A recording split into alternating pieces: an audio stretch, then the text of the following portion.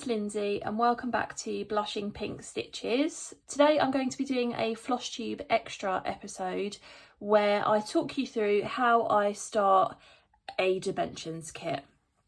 So a few people have been interested in me doing that kind of video, and I am actually starting this kit tomorrow for All the Kits April, which is an event that I'm hosting in the month of April. I'm going to be starting this with one of my subscribers called Marianne. We're both going to be starting this tomorrow. So I thought I'd talk you through how I would go about sort of sorting everything out and making a start on it. I don't have the original packaging for this because this was a Facebook D-stash purchase. So if I just show you what some of the other dimensions kit looks like in the packaging. So this is like an equivalent kit over here, just a normal dimensions kit. And if I turn it over, you can see that you have the threads, the fabric, and then the pattern is behind. If you go for a Dimensions Gold collection kit, they come in this sort of more hard plastic packaging. And again, if I turn it over, you can see that you've got the threads, the fabric, and then the pattern will be behind there. And then lastly, a petite gold collection kit. They come in these little sort of plastic cases, I suppose. And again, if I turn that over, you can see you've got everything that you need in there, threads, fabric, and then the pattern will be behind. So like I said, this one that I've got here didn't come in the packaging, but everything is here anyway. So this is Victorian Charm by Dimensions. It is a regular dimensions kit.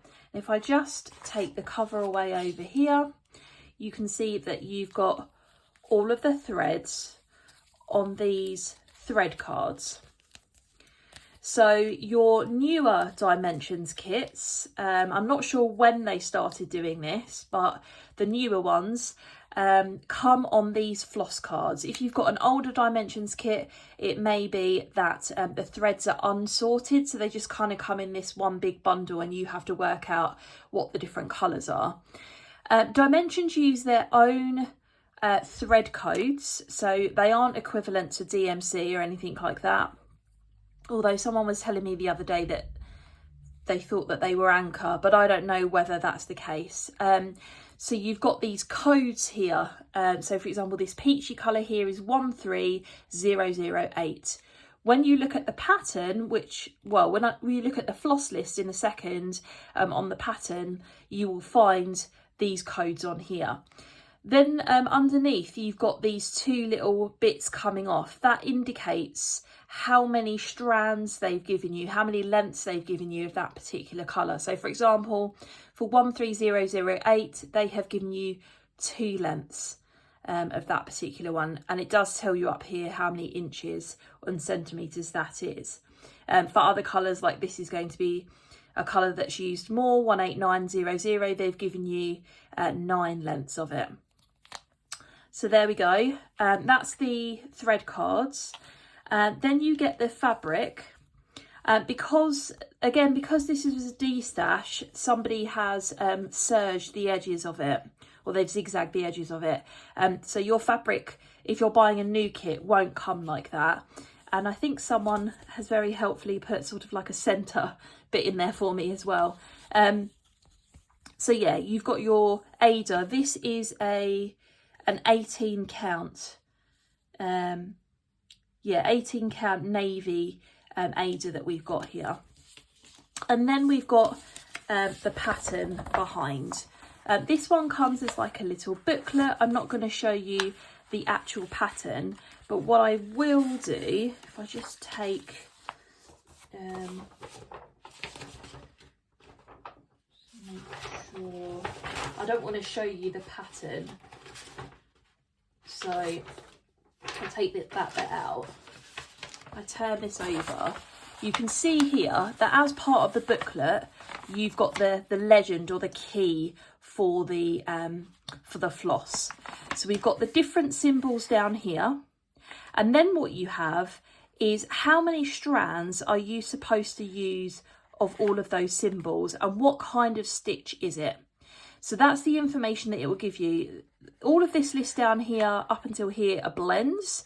So it's asking you to do a full cross for the symbol N, one strand of 13125 and one strand of 6031. So we've got lots of blends here. Then we've got 2 strands starting down here of crosses all the way down here. Then we've got tent stitch, so half cross. So again, we've got 2 strands, we've got a few blends. This one is asking you to use 3 strands, so it's a little bit thicker.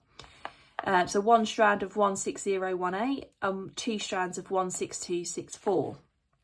And then some other versions of tent stitch down here. This is the back stitch. So you've got the different sort of weights of back stitch here, and it's telling you that this red one is different from this one because it's on the cats, and what colour to do the back stitch in. And then we've got French knots. So again, how many strands to do, what colour to do them in. So that's how you sort of navigate the key. You're looking at what sort of stitch is it, how many strands am I being asked to do, and is it one colour or is it a blend of 2? So sort of bear that in mind. So how I approach a dimensions kit is I don't like working directly off of these cards. I've heard people say that if I just turn these over, you can see it sticking out the back here, that you can sort of separate these out by pulling one single thread off of here. But I find that difficult. I don't like working off of these. So what I tend to do is I will grab my box of floss drops. So I've got various different ones in here. I will grab a floss drop and I will write on it what the dimensions number is. So 17978, like that. Then what I do is I know that you've got some bits under here, but I find it difficult to get them out, and I don't think you're going to run out of floss if you don't have that very top bit. So if I just try and separate this blue, there we go, from the rest, I take it on the card, cut it straight across,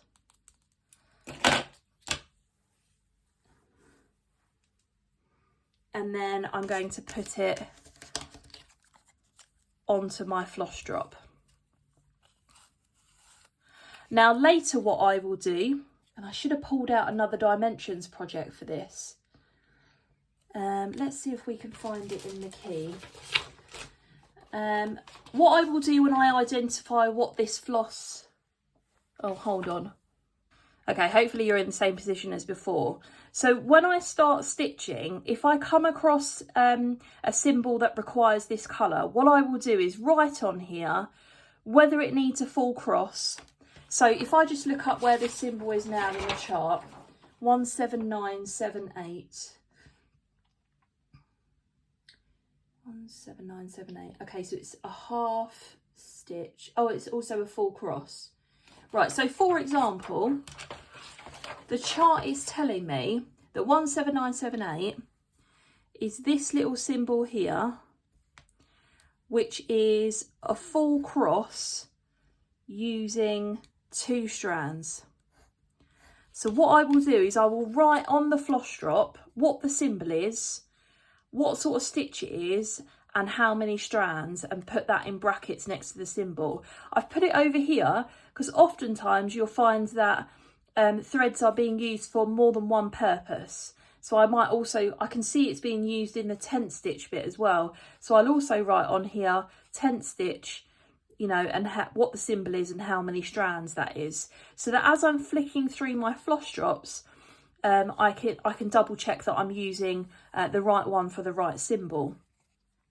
What I will do for blends, because we sort of looked earlier at the fact that there are lots of blends in this pattern. If I identify one of the blends on the pattern, so I will, for a blend, I will get a different floss drop put the symbol on here and then write down what the two colours are. So 13125 plus 6031, and then I'm going to write down that is, I'll write up here that it's full cross, and I'm going to write underneath that I need 1 strand of each. And then what I do is I'll start using that blend, and then if I've got any left over from stitching, I will put it on this card so I can go back to it. And if it's empty, then I need to go and find the floss drop where I've got this colour and the floss drop where I've got this colour, and put the blend together again. I find that easier to keep track of blends. You can, I mean, I'm using floss drops, but you can also use floss cards. There are other ways that you can organise your threads, but that's how I like to do it. This is looking very messy at the moment. And then it's up to you whether you would prefer to work from the middle of the chart or whether you'd prefer to work from the top left. You can do either. So if you want to work from the middle of the chart, then you need to, oh, I'm sorry, I've knocked you. Let me just, yeah. Then you need to find on the pattern where you've got this little arrow at the top of the chart, which is telling you the middle at the top. And then I'll find the other arrow, which you can see this is a long skinny piece. So it's right down the bottom here. And then just sort of match up the two with your finger and find the middle, as you would do with a normal chart. And then I'll find what my symbol is and I'll stitch from the middle. If you want to stitch from the top left, now I wouldn't do that with this particular pattern because there's nothing up the top left. You know, there's just a lot of French knots. There's a little bit of sky here, but really I want to get into the bulk of the stitching, so it would be better for me to start in the middle. If it was something a bit squarer that had stitching up here, then I probably would start in the top left. Dimensions don't give you a lot of margin for your fabric, so this is telling me on here on the front of the pattern that the design is 8 inches by 17 inches. So if I wanted to start in the top left, then what I would do is I would measure what size fabric they've given me. So I put it in inches. So without the zigzag, so that's basically 12 inches across. So that gives me, so it's telling me it's 8 inches across. So I've got two inches either side. And then if I measure how long it is, I can't get this all on camera, but it is 21 inches long, and it's telling me that the design is 17 inches long or high. So again, they've given me a 2-inch border. So what I would do is I'll come up to the top left corner, I'd measure out my 2 inches up here and my 2 inches down here, and then I'd start from up there. If you couldn't see that, yeah, my 2 inches here and my 2 inches here, put my needle in that spot, what's the thread that I need in that corner, and then start stitching up there. Now I stitch dimensions patterns on the app GoodNotes. I am an Apple user, although I do have an Android tablet, but I have got an iPad, and I've downloaded the GoodNotes app. And that's something that I can do a video on later if you would like some advice on how to use the GoodNotes app. I know that that's not something that you can get on Android, but if you are an Apple user, how to use GoodNotes for marking up cross-stitch patterns I think is a valuable thing to know how to do.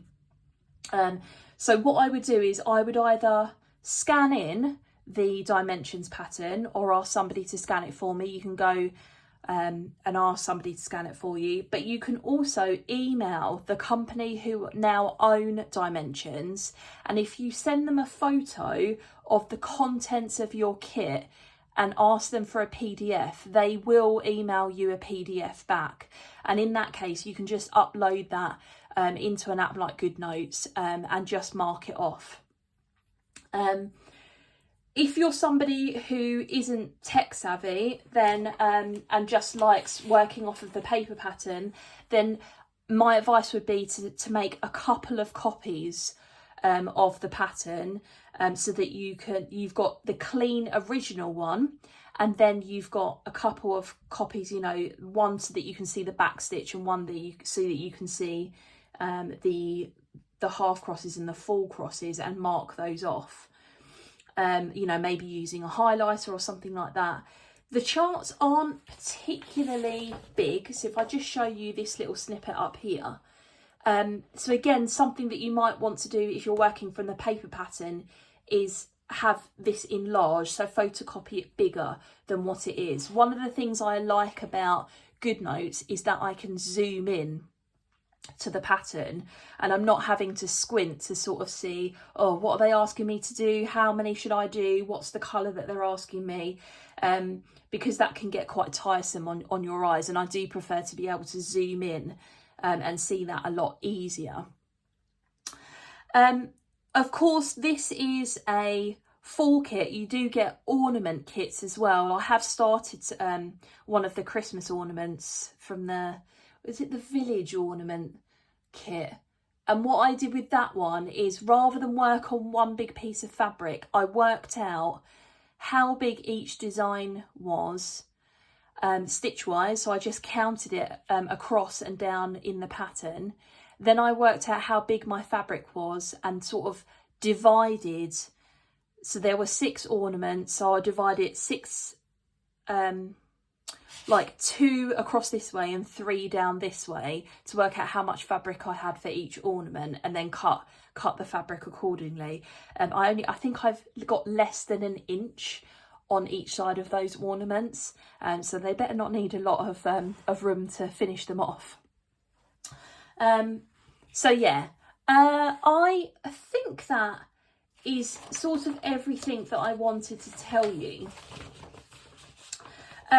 One of the things that I will add is that I do like to take these a section at a time and consider that particular section as a bit of a mini finish. So when I was stitching the Gold Petite Seashell Treasures pattern, each shell was a mini finish. And then what I would do the next time is go back and back stitch the previous shell, as long as I'd stitched everything around it, as well as then cross stitch the next bit along. So when I start this, I mean, I don't know, the middle's going to be somewhere around here, then maybe I will concentrate on doing this window the first time around and sort of section off the house in that sort of way. And that makes it a little bit more manageable in terms of, you know, something like this might be quite overwhelming. There's a lot to it. There's a lot of stitches. There's a lot of colour changes, that sort of thing, you know. And then you go to something like a gold collection, there's a lot more colour changes. There's a lot more going on in there. So again, when I start this kit, I will concentrate on, right, so let's start with this flower up here. Let's get this flower stitched. Then the next time I come in, right, well, I'm going to back stitch this and get a few more of these flowers done here, and sort of tackle it like that. I hope that that was helpful. I'm not sat here and put a stitch in because I do want to start this tomorrow, and I don't necessarily think you need to see me put a stitch into the fabric, but I hope it was helpful in terms of how you might go about stitching a dimensions kit. If you have any questions, then please leave them down below and I will do my best to answer them. If you have any tips, anything that you do when you stitch a dimensions kit that you think other people would find helpful, then again, please leave them in the comments down below, because there will be things that I've not mentioned, or ways that you do things that are different to the way I do them that other people or even me would find helpful for stitching for stitching a dimensions kit. So please leave them down below as well. I hope you found this helpful and that you're enjoying all the kits April, and I will see you again soon. Bye.